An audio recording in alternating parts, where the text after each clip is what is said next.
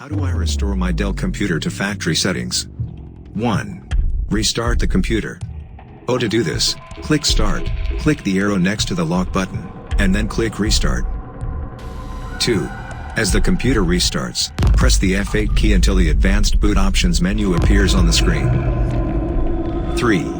Press the down arrow to select Repair your computer on the Advanced Boot Options menu, and then press Enter. 4. Specify the language settings that you want, and then click Next. 5. Log in as a user who has administrative privileges and clicks OK. 6. Click Dell Factory Image Restore. 7. In the Dell Factory Image Restore window, click Next. 8. Check the box saying Yes, reformat the hard drive and restore system software to factory conditions. 9. Click Next. The computer is restored to the default factory configuration. 10. When the restore operation is completed, click Finish to restart the computer.